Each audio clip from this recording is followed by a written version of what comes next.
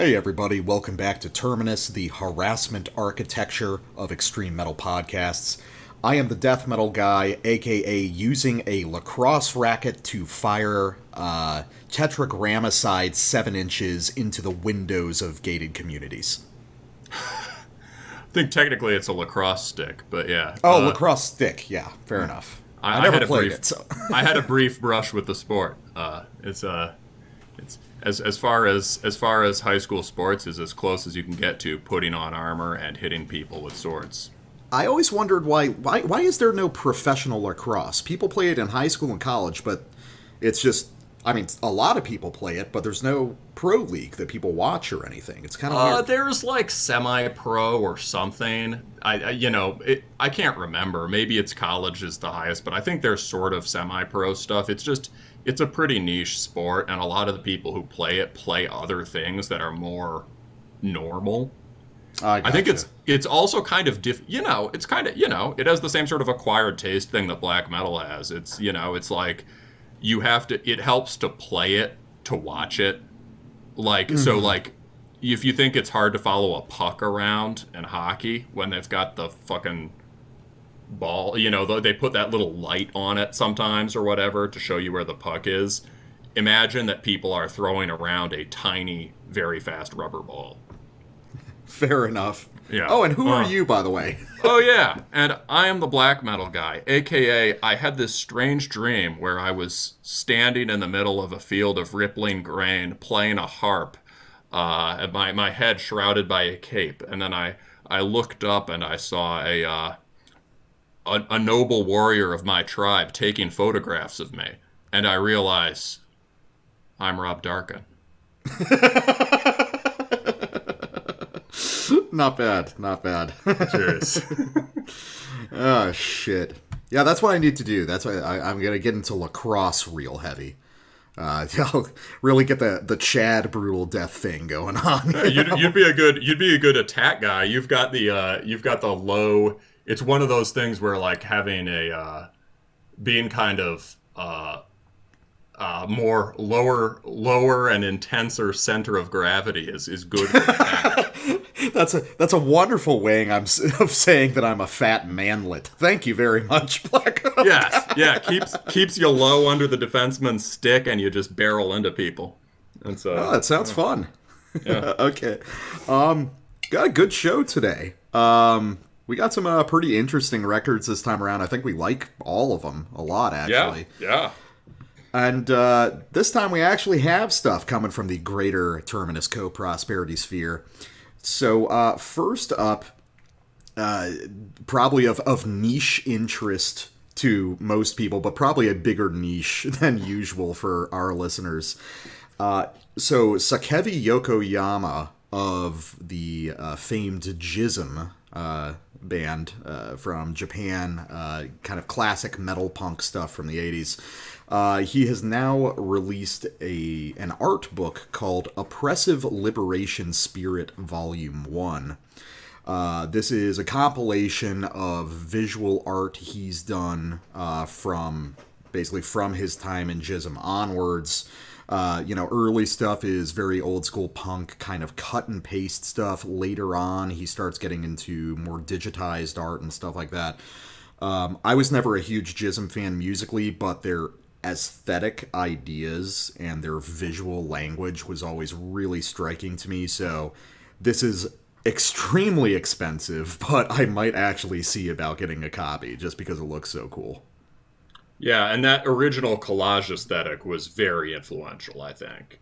I mean, a lot of people were doing it, but he had a real artist's eye about it, I think. Yeah, for sure. And, and in a lot of ways, Jism sort of anticipates a lot of the, I don't know if it's a direct image, or a direct influence, but Jism kind of anticipates a lot of just the imagery and ideas in that war noise stuff that's big. We were just talking about the Kolkata war noise scene, right? Those bands all kind of feel like modern Jism. Musically on a different end of the spectrum, right? No Iron Maiden, but similar kind of militant weirdness.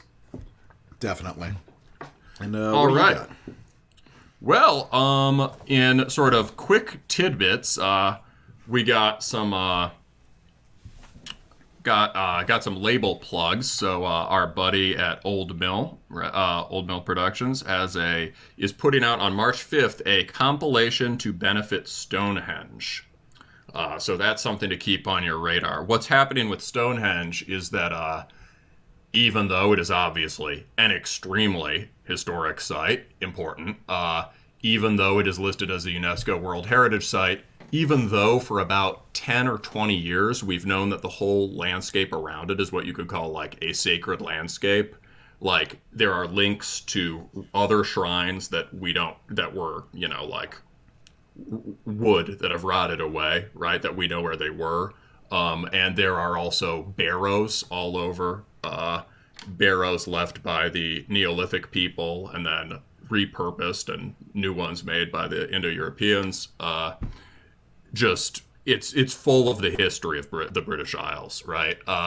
Despite all that, they are putting a highway through very close to it, and they decided that, we'll avoid something unsightly by putting a tunnel through it. So they're going to tunnel directly through the archaeology and the remains of, thousands of years of culture. Jesus so this Christ, is, dude. So if you're, this is basically Britain's version of Standing Rock. The capitalists are about to put some bullshit through your sacred landscape. If you're in the UK or near it, take a stand somehow. I really should get on this. I've been meaning to donate directly to the legal fund, and I still haven't. So this comp is a nudge to do that for me. But yeah, profits all obviously go to saving Stonehenge. And we've also got the also in UK related news, nice segue, Rat King Records, whose latest release, Lavizan by Carcinoma, we covered last week on episode 40. Rat King Records is having their 5th birthday. Congratulations. Yeah. And that's old enough to drink in Britain, right? As long as you're with your parents in the pub. Love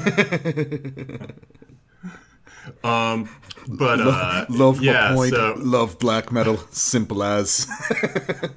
Yep. So they're kind of our go-to label for sort of this kind of modern dissonant Black Death stuff. And they've got a new shirt out with art by a guy whose Instagram is Business for Satan, who did that awesome cover on the Pan American Ifernach record. Oh shit, that's awesome. Yeah, right? All kind of links up. So definitely worth checking that out. And if you haven't checked out Rat King or whatever, take a look. Okay, so we've also got some music. This is sent to me by a internet friend of mine, a guy I've been talking with on Instagram for a while. This is his band's demo. The band is called Serpent Dweller. The tape will be coming out on Nitstang, also a friend of the show. And this is interesting stuff. It's sort of very much in the tradition of American punk-influenced black metal. The guitar technique is supposed to be very influenced by Funeral Doom and also by the Franco-Finnish style. And interesting tidbit, apparently this was shared in some Facebook music group by Vord from the Black Legion Noir. So it has really? been Nice. Yeah, it has at least a casual LLN endorsement. That's pretty fucking significant. I've never gotten a formal LLN endorsement, much less a casual one. So exactly, it's pretty fucking cool. So that we're gonna have some LLN stuff, related stuff on the show today. So here we go. Let's check out Ophidian Descent. This is about 31 seconds in, and we'll just play it to the end so you get a full idea of the range of the sound.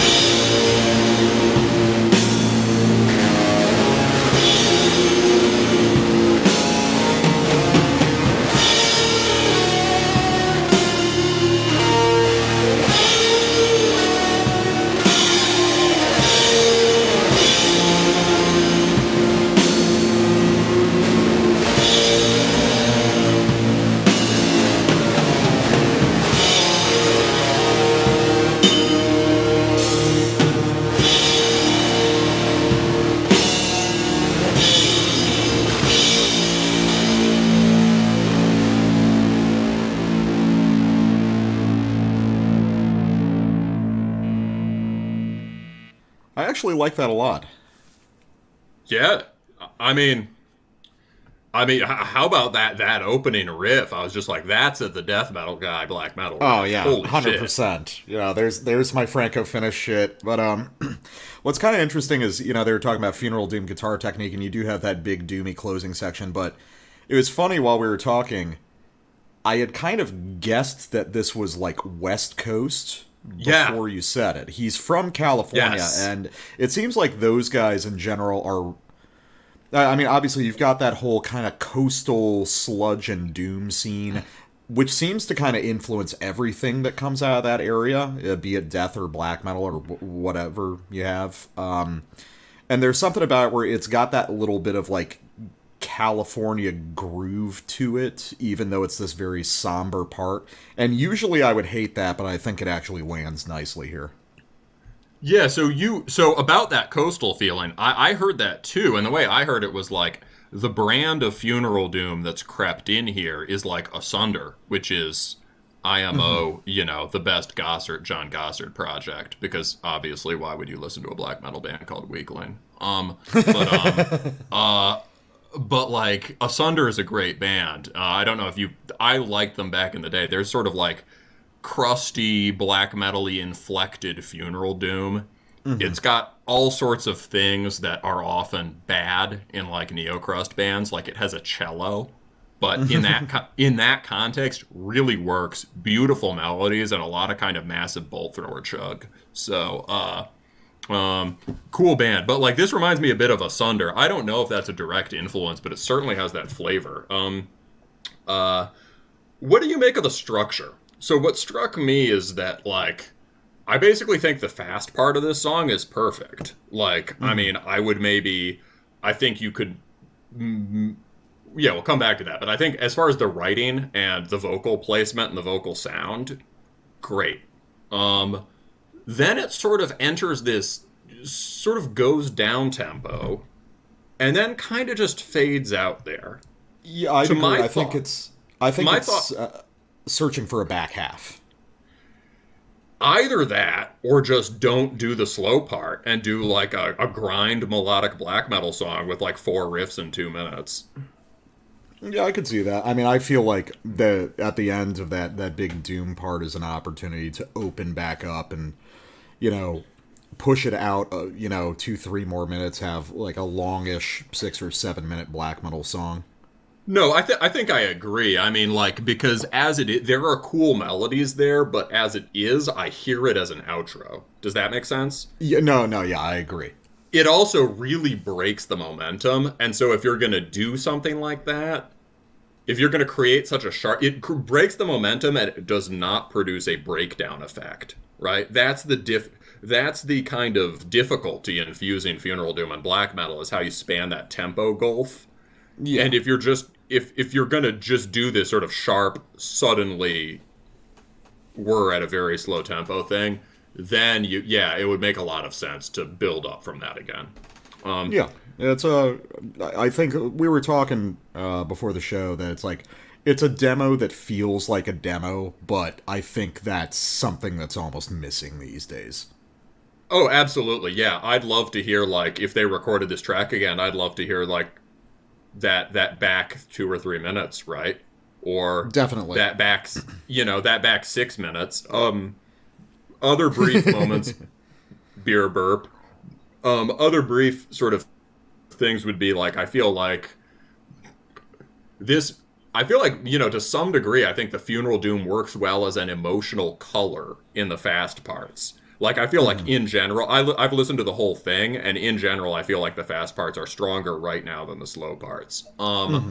But thinking more about how you fuse Funeral Doom and black metal seems like a good idea. How can you make the guitars beefier? I like that they have this kind of ringing, raw tone, but there are some really good leads in the fast parts that get buried. And there's a lot of attack to the music. You could bring that out if you made the guitars slightly beefier. Vocals sound good, but do they need all the echo or the reverb? Yeah, I think it's. I'm guessing this is a one-man project, right? 2 guys. 2 guys. Okay, I think this is that's probably just a matter of time. You know, it's like, because, when you're doing like 1 or 2 man black metal stuff, you're kind of doing it in your house or whatever. You only have access to limited stuff, but you're trying to get at a bigger sound. You start using some of these stopgap measures, like a lot of echo or just really cranking the gain on everything. I think that'll work itself out when they get access to I think to some degree, and I think to some degree, those are stylistic features of USBM. Like, and I feel like they don't need to be here. Like, part of what's cool about this band is it's naturally atmospheric because it's got great melodies. And so you might as well, the other factor is that it's also got this sort of capacity to be really heavy and haul ass. Like, the other thing that's like hiding in this whole thing, and you could hear it on a couple of those slightly more dissonant octave riffs there, is His Hero's Gone. Shit like that. Yeah. Okay, so there's the Serpent Dweller demo. Out soon on Nidstang. It's out now on Bandcamp. You can pay what you want for it. Yours truly already has. It's also got a sick logo of a disembodied hand jerking off a snake. Well, that's right up my alley. I'll take it. Yeah, bookmark. Immediate. Terminus after dark. All right, real quick before we get to our roundup, social media. Follow me, the Death Metal Guy, on Facebook at Terminus Podcast, or the Black Metal Guy at Terminus Extreme Metal. At this point, there's no way I'm going to be able to bridge the gap unless my meme posting game gets infinitely stronger. So I just concede the social media victory to you, Black Metal Guy. Oh, well, shucks. just remember, half of them are bots. That's true. It's like, hey, have you added me on Hinge yet? Or I don't know. Yeah, right. What the fuck we're doing these days? For sure. No, we're finally getting added by more thoughts, which means we're ascending. There we go. Thought Ascension is the name of my new Christian slam record. And then if you really want to support us, and I highly recommend you do, scrape together the pennies hiding in your futon right now and subscribe to us on Patreon or Subscribestar if your futon is actually an air mattress in the woods somewhere. $3 and up gets you access to our bonus episodes when Terminus Prime. We just recently did a new one featuring a face-off between Valknut and Crota, a couple records the Black Metal Guy was very familiar with and I hadn't heard before. It was a really good time. I gotta get that guy online still. That's something for, like, the next day or two. Oh, shit. Okay. Well, by the time you hear this, it'll be up. Yeah, man, you should have just let it roll. You know, I'm going to upload this a few days later, but... Oh, I forgot. Sorry. Anyway, and $5 and up gets you access to the Terminus Black Circle, our private Discord server where we share our favorite Virgin versus Chad memes and discuss the relevance of Rush to modern heavy metal. And with that, we've got a show, and we're split pretty neatly in two halves from each of us, and you got starters this time, so what are you bringing on? Well, I think you described the structure of today's show as a descent into madness. Basically. So we begin with some black metal that if you played for your arty friends or your dad who likes classical music, they would say, I don't really get the screaming vocals, but this is quite beautiful. Right? Mm-hmm. So we're starting with Ôfstân by... I don't know if that's exactly how you pronounce it because I don't know Frisian.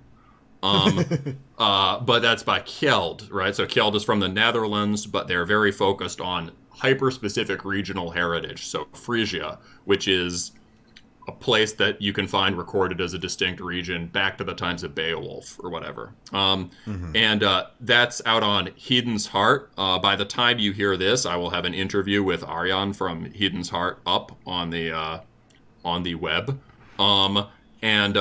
This is sort of following on the Saganland release that they came out from them a few months ago. But this is great, sort of majestic, melodic black metal. You'll like it. Next one. We've got a fan, I'll say this again, but this is a fan request, and boy am I glad he requested it.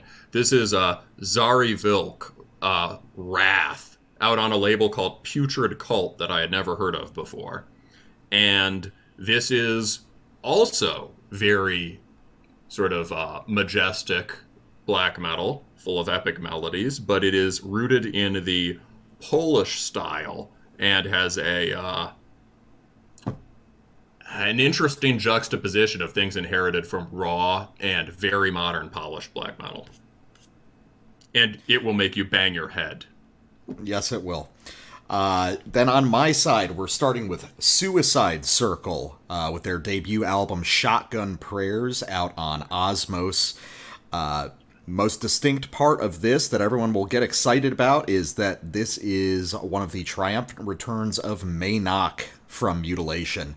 Maynok has been doing projects here and there for several years now that have all kind of flown under the radar, but I saw this one was coming out with a full band behind him this time, and I got very interested. And this one will make you feel miserable. And wrapping up, we have the new record by Lavizan Jangal, called Darkness and Death. That is the translation of the Arabic title. Unfortunately, I cannot read Arabic, so I'm not exactly sure how to refer to it. This is out on the label Careless Records, providing a very interesting sort of perspective where we're going to talk about what defines Middle Eastern black metal, what is its sound. And this one, I guess it'll just make you even more miserable than the one before. So. If you like that sort of war noise stuff that's coming out now, this is not the same as that, but you'll like this. So, first up, we have Kjeld with Ôfstân on Heidens Hart. And here you go, man. Dutch black metal, this is your thing. Give it to us. All right. So, Kjeld is a fucking great band that hasn't been around in a major way for a while. So, Kjeld came to my attention back in 2015 with their first full-length, Skym.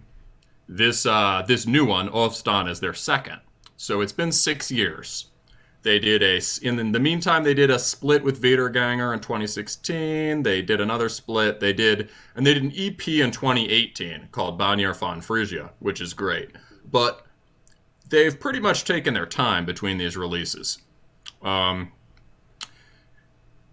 is sort of the flagship band of the Frisian wing of the Dutch scene, which is highly regional, which we can talk about a bit more.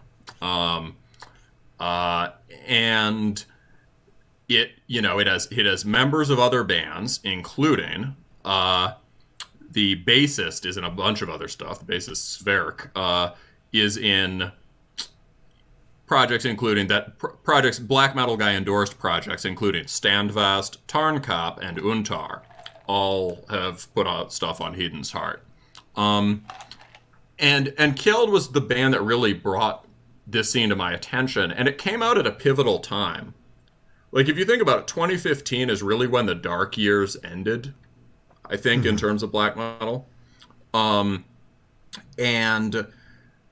Skym was a record that showed deep study of the second wave, but also a very modern sound quality to it, and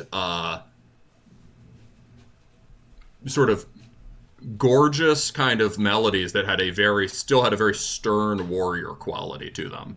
Lots of high velocity blasting, sort of rapid transitions between chord shapes and sort of moods, harmonies. It had a lot of the things that I felt were missing in BM. And it was a personally important record to me, I think. And I got into this from a guy named Tom. I suspect there's a decent probability he'll eventually find his way to this episode, so thanks, Tom. But But yeah, so that was, I've been waiting for something like this to come out, and I am very happy with this one. I will play us a sample from Skym in a bit to give you a sense of what it sounded like. But first, what did you make of this new one? Or should we just do the sample? Let's do the sample, because I want to hear. All right. Didn't we just do this last episode? It was like, let me hear the sample of the first one. Yeah, it was with the Spire record. But yeah, let me hear what the first record sounded like, because I think you've said there's a pretty big departure on this one compared to that. So let's compare them. It's definitely the same band, but definitely a change. Yeah, so this is one of my favorite openings to any black metal album, maybe any album ever. This is an awesome beginning. Let's go.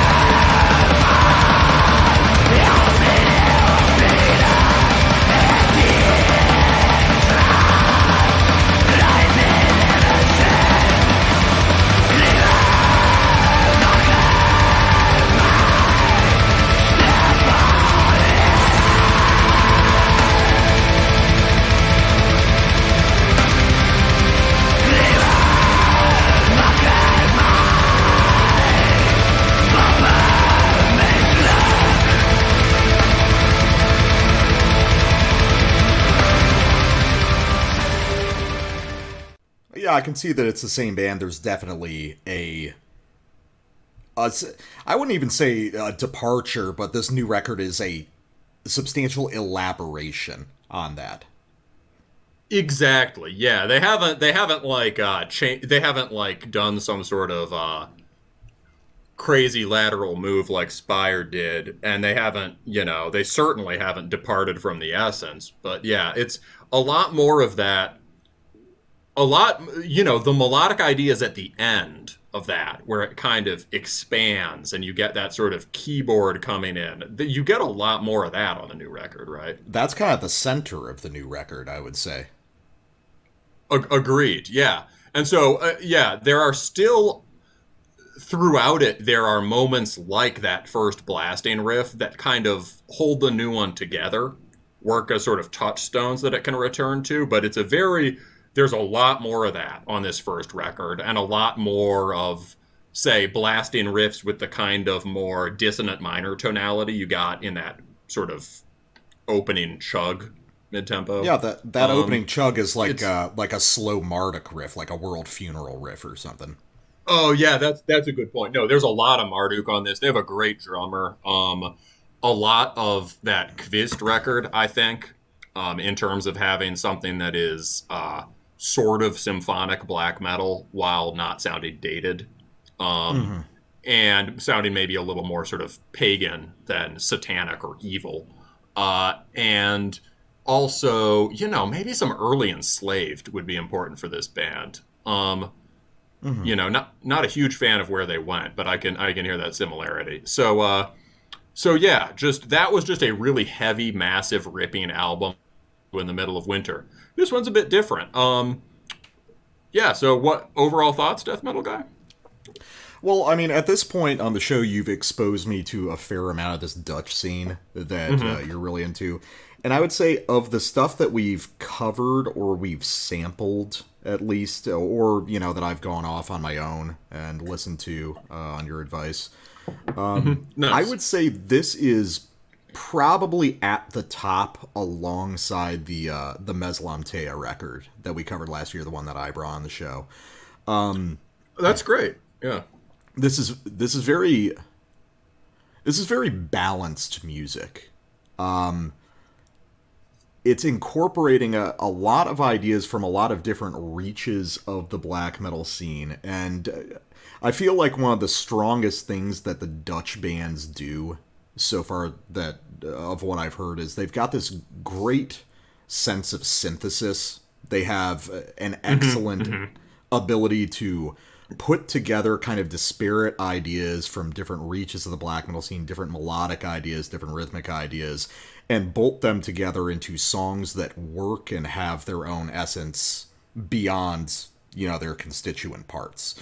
And I think this record is a really good example of guys who are looking all around them. They're taking the best parts from everything they like alongside their own kind of organic ideas and making something that's very broad and very underground in its sensibility, but also weirdly accessible. I think this might be like the most accessible of these Dutch records that we've heard on the show. That's true. The Meslamtea has more sort of overtly delicate or poppy sounding moments just because of the screamo or post-punk influence, but it's really weird, difficult music. And if you're going to it for the sort of the people going to it for posy black gaze vibes will be disappointed, right? Yeah, this is long hair stuff, as you like to say. This is much more heavy metal. This is very much a metal band for sure. And it's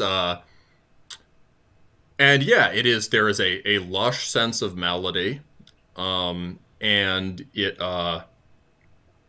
and we heard some of that on Meslamtea. We also heard some of that on the last Saganland release. But here, that melody has come to the fore as I think, as you said, kind of as the core of this new record.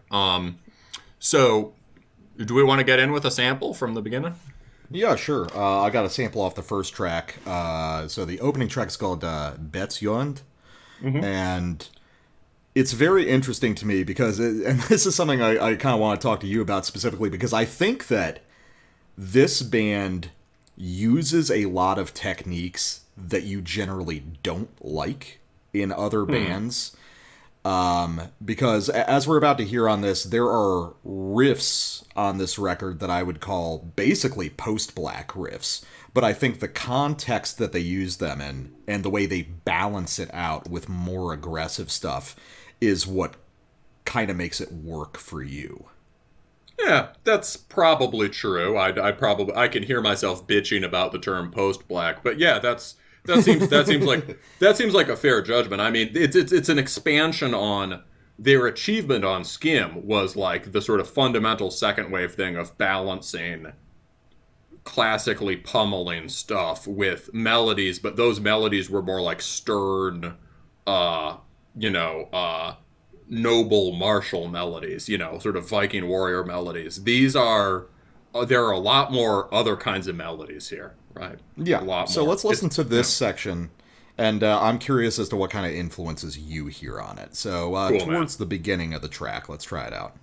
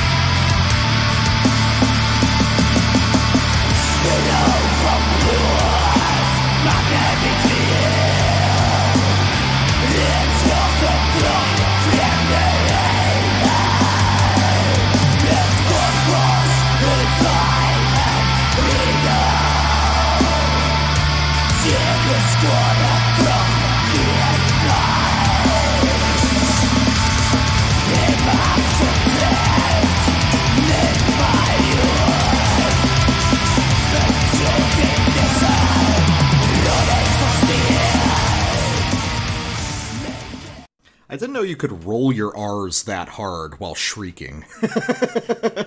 Yeah, hard R roll. Also, a good charismatic vocalist, right? Yeah, very, very good vocal performance. Very, very theatrical and dynamic. It's not monotonous. You know, even though it's all basically in the same tone, there's a consideration of, like, delivering it properly, you know?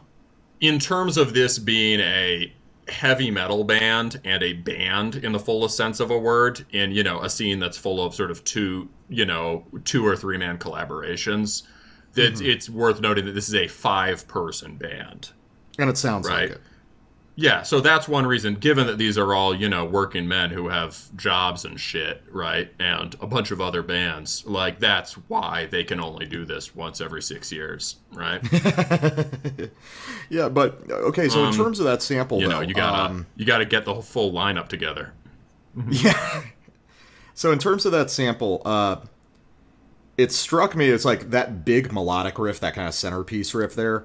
That strikes me as almost like a Grotza or With Hearts Towards None style riff. Do you mean the 6/8 thing, like da da da da da da da da? Yeah, that one. Da, da. I didn't quite get the tone. Yeah, no, so I was confused at first when you said that, but I heard what you meant, and what I realized is this: you're following, and this relates to something we talked about I think when we did that bonus episode that will be out about the Valknut and Crota. You're following the top note in that riff, right? Which also I'm following aligns the root note. Yeah, it centers right, and in those riffs, they seem sort of inverted, so that the top note, the highest note in the chord, is the root, or at least the strongest note in the chord. If I just follow that, it does sound like Migla. You're right. So just on that, it's like, well, I don't hate Migla. Like I would describe myself as really liking Migla. Like I don't love Migla. And I certainly don't like the way a lot of people have uptaken their influence. But like, you know, I hear what you mean with that.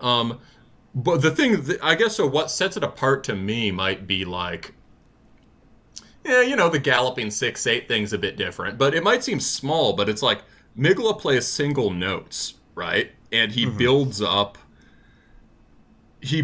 texture through doing this sort of polyphonic kind of layering thing, right? Yeah. That the bands who copy him have no idea how to imitate. Those are top notes in big lush chords. And they're sort of sliding between those chords. So I think in terms of the influences I hear, like, in stuff like that, I mean, the sense I get is that these guys spend a ton of time listening to Norwegian black metal, especially sort of marginal stuff that people don't think about anymore, but also Slavic bands, and, like, Slavic bands like Drudk and Graveland. So when I hear, like, big, lush chords like that, I'm more... well, especially, think about when it slows down, right? You know, that it slows down, you get that double bass, and you get that just sort of sighing, descending romantic riff. Yeah, well, that's that could be on a newer Drudk record. Yeah, the chord voicings are very Slavic, I would say. That's what I mean. So when they go to that lush thing, right, basically everything in that sample was sort of Kjeld in kind of lush melodic mode. And even when they're doing that kind of driving 6/8 version of it, it has this kind of Drudky feel to me. It's got that harmonic depth that also creates more heaviness because you're dragging those other tones along with the top note, right? Yeah, and Migla, being a master of his craft, would get something like that purely through interlocking leads, right? Yeah. Yeah, I can see that. Well, what I also heard was it's interesting that sort of that big lush part. It's always the Rorschach test of how you hear it, because it's kind of Slavic. It's also kind of late Bathory. It's also kind of sort of like mid-era Immortal in a way, when they started incorporating some of those slower moments. I guess I'm just kind of attaching it to things that we've been hearing a lot more lately in black metal. And I think it's interesting how a lot of people seem to be doing certain ideas, albeit in different contexts, that arrive at some kind of forgotten stuff. I think I see what you mean about the immortal, because it's got that big, even though it's this sort of romantic moment, it's got it's like a halftime double bass break, right? It's I hear what you mean. These guys certainly, I mean, Bathory is certainly an influence for the Dutch scene. I mean, I think one thing is like, I think one thing that I could say about this band and about the Szary Wilk later, right, is that in some sense, heathen black metal, pagan black metal, depending on the region, if you're dealing with Northern Europe or Eastern Europe, probably say heathen black metal. It's kind of the new default classic black metal sound, right? It's basically displaced satanic and evil sounding stuff. And so, like, the Dutch scene is into all the aspects of the Norse stuff that feeds into that. And so they're definitely into Bathory, right? I think there's a band called Ancient's Blood, for instance, that really just focuses on mid-tempo bangers. Or is it Ancestors' Blood?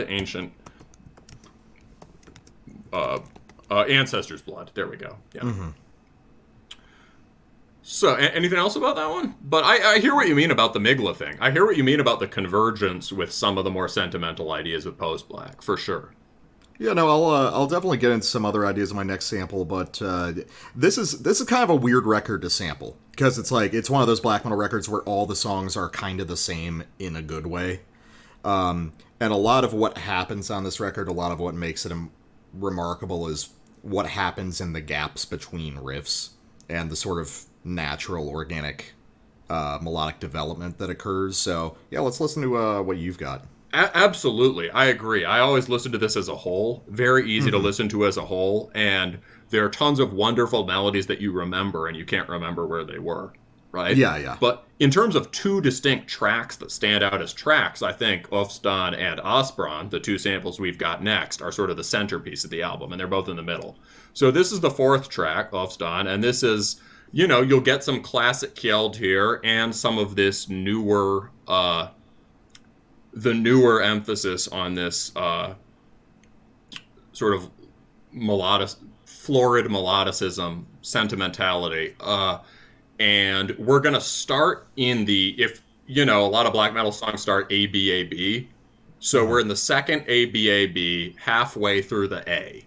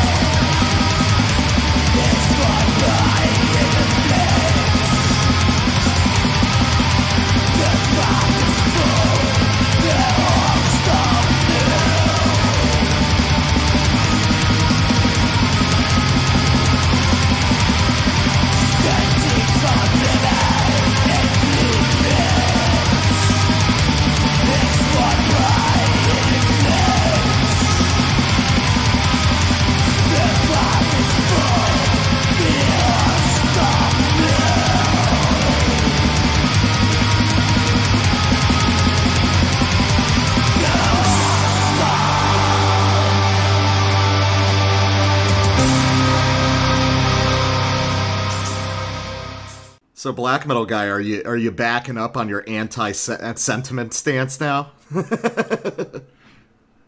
I'm not anti-sentiment. I'm anti sentiment. I'm anti kind of Pavlovian auditory cues to emotion. Okay, fair enough. I'm anti a certain kind of sentimentality, and I'm anti wallowing in it. And I think, not that you couldn't point me to a number of DSBM or more atmospheric records that do kind of wallow in sentiment, and I'd be like, yeah, let me just hang out here, right? There are exceptions to every rule, right? But one thing this band does, is that they go into this. Yes, this is extraordinarily sentiment is a term for it. A term that in the interview with Arjan, he referred to nostalgia as a feeling. Sort of yearning attachment to the past. And a lot of these bands, right, they sort of, although in ethos and maybe for some of them in religious metaphysic or whatever, it's pagan black metal, they're all writing from a modern perspective. Yeah. These songs are not written from the perspective of medieval warriors. To the extent that they were, probably Skym would have been more like that.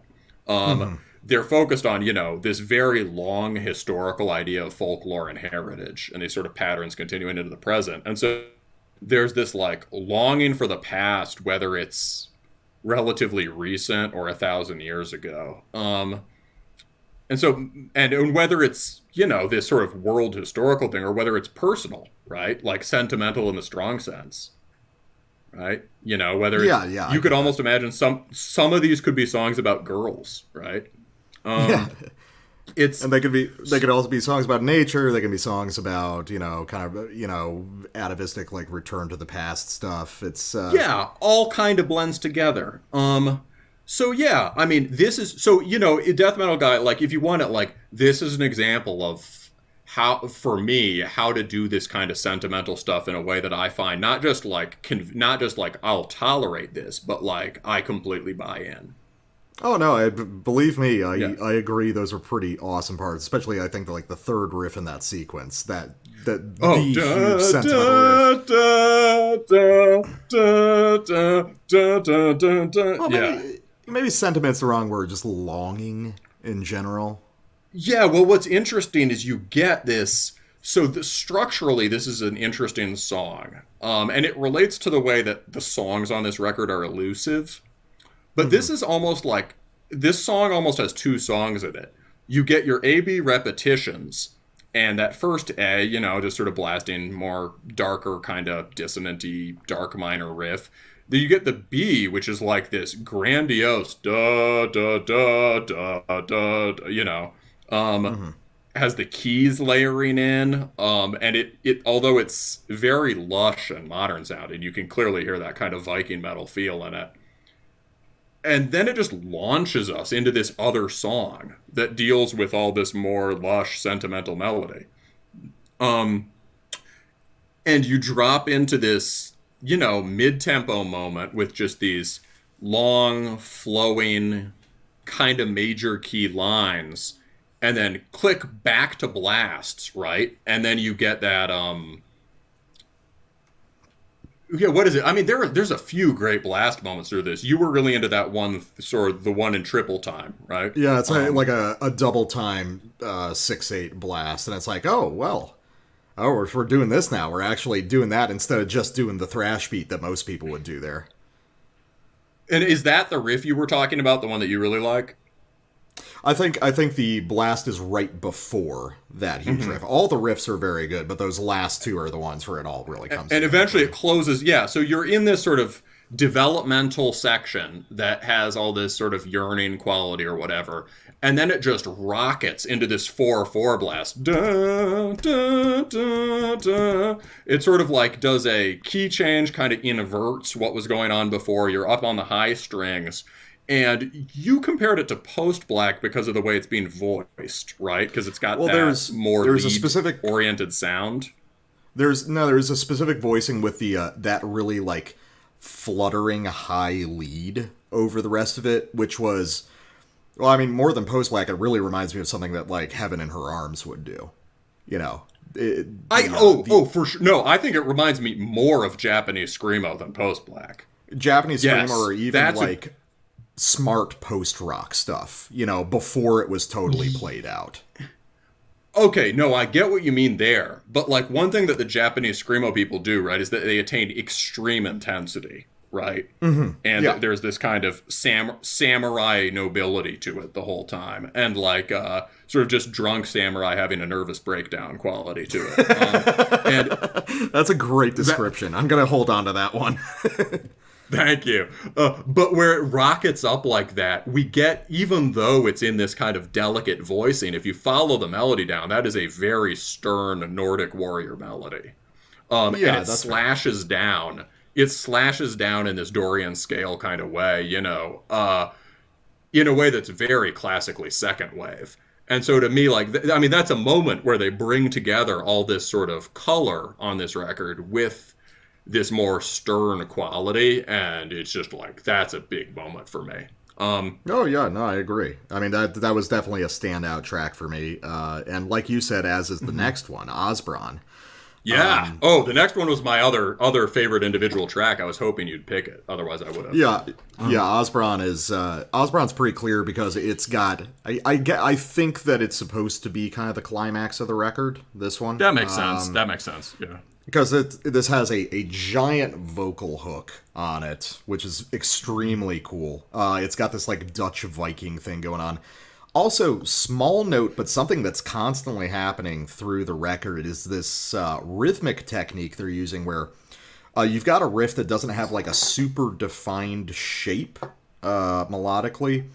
And the drummer will do sort of like a shuffling beat on a couple repetitions and then snap into a straight thrash or blast beat. Because that's something that happened on the first sample I played, and it's also going to happen here at the beginning of both samples. And are you saying that when it snaps into the more straight beat, the melody sort of acquires more definition because of that? Actually, I think it's more... It's more like with the shuffling beat, the emphasis is on the drums providing that rhythmic skeleton, and that kind of persists. It kind of etches out the framework of the rhythmic character of the melody on the guitar, which persists into the thrash or blasting section. Yeah, it's kind of a guide for where the ear should go. Got it. So yeah, let's listen to a little bit of Osbron.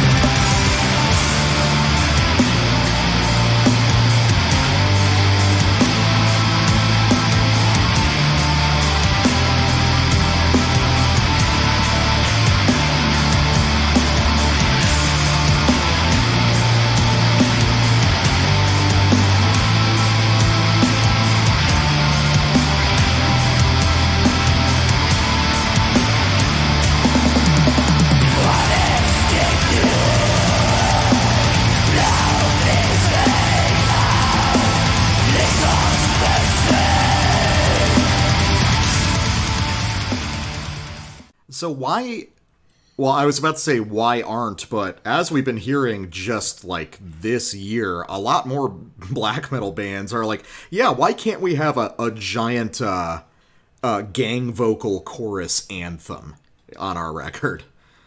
And, yeah, we're starting to hear more and more of that, and that's definitely got the good side of Wacken feel to it. I really like that. Yes, yeah, we were just talking about during the... We yell at each other over the samples sometimes, and, yeah, we were just talking about how, like, you know, that's... what this band has, that a lot of the original second wave bands has, is although it has the underground appeal and the sort of depth to the musicality and these ethos behind it, right? It's also, you could really enjoy seeing this live in a huge venue. Yeah, it's like they've accepted this music's supposed to be cool, right? You know. I like plenty of stuff that actively resists that impulse, but I like that there's more black metal bands getting into that now.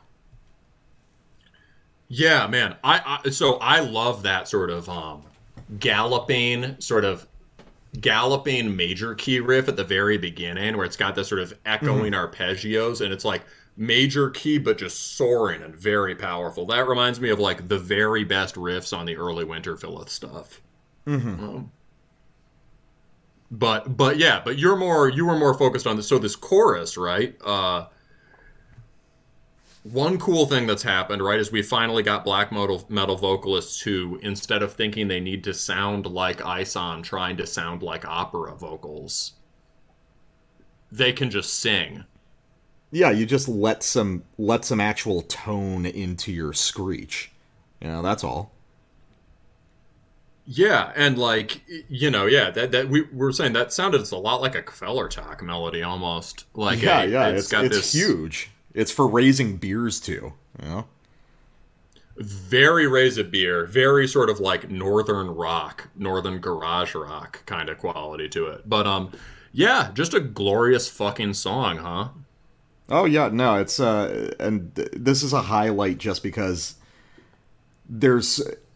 it's kind of the climax of the album, because this is the most open they are about that thing. You know, it's like you're needling out all these great melodies. There's some accessible stuff, but it's 5 tracks before they do something like this, and it just explodes out. It's like it's been building this tension with this expectation of a huge moment for everyone, and it lands, and it's brilliant, you know? Yeah, absolutely. Yes. This one is, every time I hear this, like, I'm already stoked from the one before it, and then I hear this, I'm, holy shit, it's this one. You know, I'll listen to this while I'm working and then start, like, doing the claw fist, right? This is very claw fist music. Yeah, so, all right, so next, here's another, this is from Falske Dupe, or something, which is the 7th track and the longest on the record by just a smidge. It's over 8 minutes. And this is like a more extreme version of the head fake thing that was on Ôfstân, right? Where in Ôfstân you've got this classically black metal song launching this other one. This song has, like, the first half, you've got sort of a big warrior riff, you've got some more atmospheric parts, then you've got a drunk Viking peasant chorus, which is awesome. But then there's just all this development stuff on the back end. And this is, like, where they are really playing into that fuller and broader sense of melody and that nostalgic vibe. And there's just really interesting movement between the riffs. Yeah, so let's just listen to that.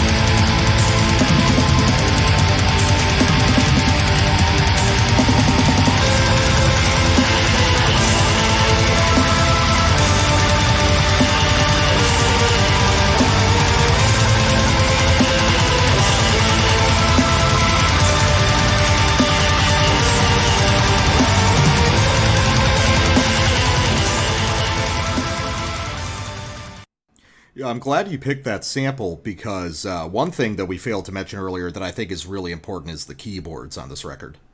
And another thing is the bass, which I think everyone could hear rumbling in at the end, right? But, yeah. What were you going to say about the keys? The keys on this record, we haven't been sampling a lot of parts where the keys are playing a big part until now, but the keys on this record are interesting because they're kind of minimal, but the tones are really lush, and I think they provide a really important kind of bridging voice. Just because, the sort of dual guitar work on this record is basically constant, and your ear can kind of get fatigued when you're constantly hearing these things winding around each other. Then allowing the keys to replace one of those voices, even if it's in a stripped down way, provides a lot of variation. And I just think it's something that you don't notice super immediately while you're listening to the music, but I think it does add a lot. Yeah, and another thing about the keys is, I think, correct me if I'm wrong, but I think often, like here, they have a really long attack on them. Yeah, it's often very they slow sort of swell in from the background. And yeah, really good pads also, right? That like the actual tones they're keyboards, but they sound very modern, right? They sound like nice. They're man, that part, I couldn't really hum any of that to you except maybe the very last riff with that more defined lead, but like just all these gorgeous melodies flowing into each other, right? They're not really meant to be hummed. They are truly it's the most, as we would stereotypically call it in black metal, the most atmospheric passage on the record. Yes, it's very atmospheric, but they're not just sitting on chords. They're doing that all by writing this sort of flowing melodic parts with different chord voicings in them. But like, so We Faded Out, that keeps going for another minute on that same melody. But like, people often talk about things as being Wagnerian. And, certainly that was a huge influence on the original second wave. Often they're referring to very specific parts of Wagner, like the most dissonant parts, like the Tristan chord, or to the most kind of Sturm und Drang melodies, like Ride of the Valkyries, right? But what a lot of Wagner sounds like, what most of it sounds like, is this. Like, when I first heard Wagner, I was surprised by how flowing and sort of expansive and luxuriant it was. I remember a friend of mine who studied music said, he thought of Wagner as feminine. And I didn't, and like when he said that, I was like, I hadn't really thought of that, but that makes sense. People like Schopenhauer, people like Nietzsche writing about Wagner, and Wagner himself was really into Schopenhauer. Nietzsche writing about Wagner and the Birth of Tragedy. This idea that Wagner's melodies convey this kind of longing, right? Which isn't, itself necessarily feminine, right? It's often longing for the feminine, right? But it's very different. It's this kind of openness, yearning, suffering, very different from the normal mood of black metal. And this really has that. And it has that. Wagner also really emphasizes melody in a sense where the rhythm almost slips away, right? And here you've got drumming under all of it, but the drumming is very tailored to what's going on in each individual section. There's no sense of like a black metal beat driving it forward, right? The drums really fade away.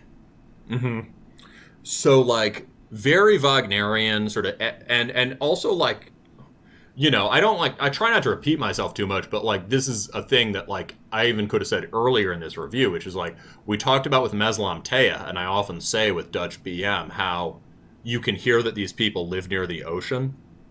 Yeah, I was about to say it is very nautical sounding, that last passage. Yeah, and in a different way from the Scandinavian stuff, from where it's like we're going to get on our boats and burn a monastery. This is much more like every day, the colors of the sky in the morning, or like the sun on the water, or like the winds in the marsh grasses and things like that. Mm-hmm. Yeah, no, And it's got its own sense of place, distinct from the general senses of place that we associate with black metal. yeah, for sure. It's very, very Netherlands sounded. Very, the Dutch are famous for landscape painting. Very landscapey, very those beautiful moments that intrude on daily life in some ways, kind of like Meslam Teo was. Mm-hmm. And yeah, you could another word you could think of it as like oceanic. Oh yeah, tidal, right? Mm-hmm. It kind of comes in and goes out, right? And it's got this, and there are very different moods to it depending on what time of day or what time of the song or what time of the album you encounter it. So yeah. Yeah. I don't know really what to add to that. It's a pretty beautiful description of it. So, Thanks. Yeah, it's a great record. I really like this one, and this one stands tall, and definitely encourage everyone to check this out, especially if you haven't been exposed to the Dutch scene before. This seems like a really good gateway into it. Oh, for sure. Yeah. So let's take a quick break and get back with the other side of your half and get to something a little bit meaner. This is Old One Gash, and you're listening to Terminus. All right, we are back with, let me see, how do I pronounce it? Szary Wilk? I can never remember if it would be Wilk or Wilk in Polish. I actually think it is Wilk or something like it, because I can remember things about the differences between Czech and Polish pronunciation. Mm-hmm. Yeah, because I know like the isolated W that's like some conjunction. It's like of or something. That's just somewhere. Yeah, somewhere between RV and RW. Mm-hmm. Yeah. So I actually remembered when you pulled this up, I had seen this album art, which is awesome, by the way. Like a couple weeks ago, and I was like, oh, that's neat, but I didn't think something of it. But yeah, so this was a fan recommendation? Yeah, well, I'd seen this in our promo inbox, and I was like, okay, well, I do like Slavic black metal, and so I downloaded the promo and kept meaning to check it out, but from the cover, which is very werewolf oriented, I kind of assumed it would sound more like an Eastern European take on just brutal second wave stuff. Yeah, I was expecting something much more necro than what we got, Exactly. Yeah. So we can talk about the cover at a certain point, because I think that's interesting. But I was wondering whether to listen to it. Figured I would eventually, and then one of our listeners got in touch and he said, "This record is incredible. Nobody's talking about it. I demand a review." And I said, "Sir, we shall review it, and we will tell you exactly what we think." We'll tell you the right opinion on it. Yes. So here we are, and we are both thankful to him because this record fucking kills. The right opinion is that this is one of the records of the year, probably. Probably, yeah. So basically, this relates to the Kjeld insofar as if kind of raw pagan or heathen black metal is kind of almost the default second wave based Euro black metal sound now, then this is another take on that. And again, like Kjeld sort of encompasses this full musical and emotional spectrum in the same way that some of the early Norse bands did, right? Like early Emperor or something. But this band does the same thing, but where the basic vocabulary is Eastern European. And I've really never heard something like this before, because on the one hand, the promo materials mention the Temple of Full Moon stuff, and you can definitely hear that. lots of Graveland, lots of Sacrilegium, but it's only in like the basic architecture and rhythms and the idea that the guitars have this kind of, they're not heavily distorted guitars, right? Mm-hmm. And you get a few riffs that sound like that, but usually it's more just in the idea that it's this kind of expansive, loping, mid-tempo thing that occasionally really speeds up. And like Graveland or Sacrilegium, those are bands that sort of don't really work like heavy metal, but are extreme, like draw a lot on overt heavy metalisms. And this band is kind of like that too. I'd say more heavy metal than either of those, for sure. But in a similar way, these aren't really structured like punchy heavy metal songs. But my God, they're catchy. They're extremely catchy. This is... I've read a couple reviews of this record, and they tend to always boil down to, yep, this is a traditional Polish black metal record in the tradition of the greats. It's, it's decent but unexceptional. And I don't understand that at all, because yes, while this has its roots in a traditional Polish black metal style, to say that it's just, kind of repeating or cloning those sounds is completely off base, because this record could not have been made before 2020. You know what I mean? It's just... It's using these sort of base materials from stuff like Graveland, Temple of Full Moon stuff, whatever. But the reality is the intricacy with which these songs are developed, the sort of flourishes and the depth added to the riffs on this record are just... There's no comparison from 94. Like, get the fuck past that. Nobody was doing anything this complex back then. Well, there are types of, not in Eastern Europe at least, but there are types of riffs on this from all sorts of other genres.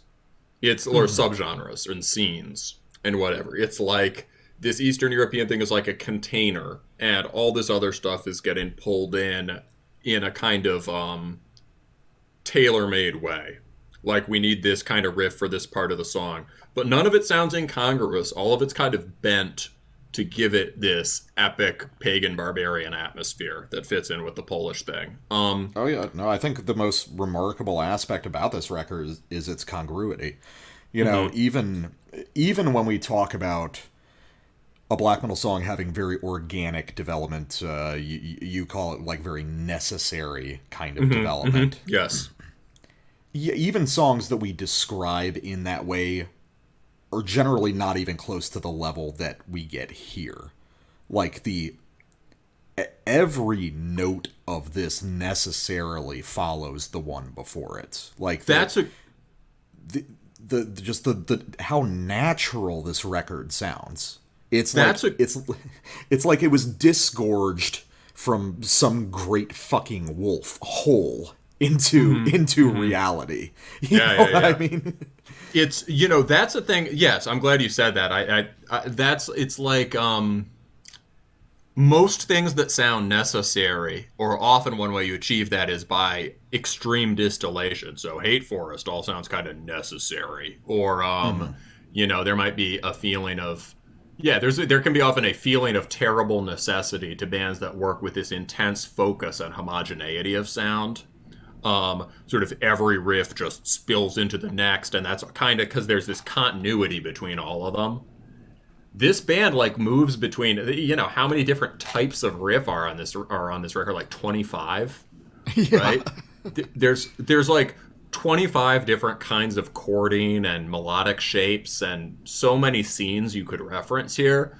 But each riff necessarily flows into the next. And that is just not only impressive, it's rare and gives it a very unique sound.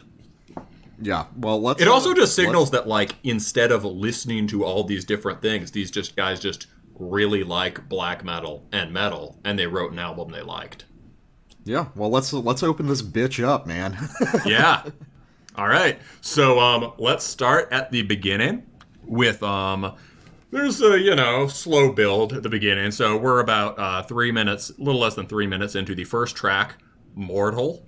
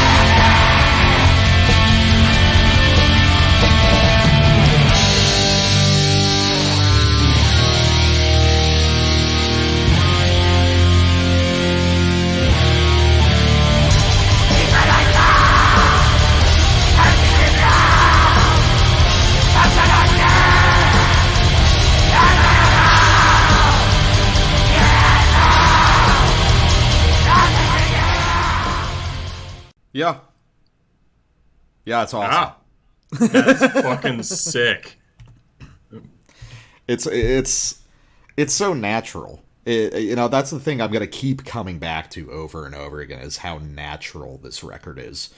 And we were talking about it over the sample, and the big point of comparison for me, which is a band that I've, like, one of my favorite albums of all time, and I think I've talked about once or twice on the show, is Plaga's only record, which is probably, as far as one-to-one comparison, one of the closest things this record is to.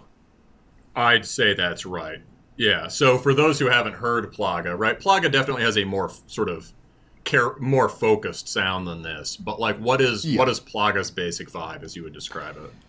Plaga is mostly mid-paced. It's definitely within... The melodic character is distinctly Polish, but I guess what sets it apart is just this absurdly good yet restrained guitar performance of just these beautiful winding dual leads, very creative sort of rhythmic ideas within the riffs. You'll have a texture of sort of almost conventionally droning mid-paced Eastern European black metal with these almost pyrotechnic guitars over the top of it. There's certain riffs that are just so out of black metal, but fit so perfectly within the style. Yeah. Very driven by over-the-top heavy metal Dorian scale lead guitar stuff. Yes, it's fascinating because it's got that peasant quality of the best Eastern European black metal, but then with just these explosive flourishes, these incredible guitar solos that, you would think that it would take you out of the mood, but it absolutely hammers it home for me. Yeah, well, that's a much subtler description than I would give, which sounds like oi migla. Not also a fair description in a way. There's a big subtext of oi on Grotza and With Hearts Towards None, especially in the mid-tempo stompy parts. And if you turned that up, added some actual like pile-up gang vocal choruses, and threw in some kind of droning and more deliberately kind of like, in a good way, dumb Gravelandy guitar stuff, you'd get Plaga. Yeah. That's fair. That's a pretty good description. The sort of melodies they do are different from Magla. They don't do as much kind of like weird gothy stuff, but the comparison's definitely valid.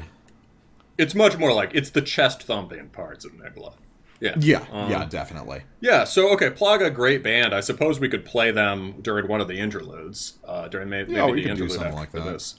But yeah, so definitely a close parallel there. But yeah, during that bit, I mean, so I think listeners could probably hear the sense of just being very epic, very Dorian scale, very, also having this kind of heavy mid-tempo feel. Things that I love about it, at the beginning,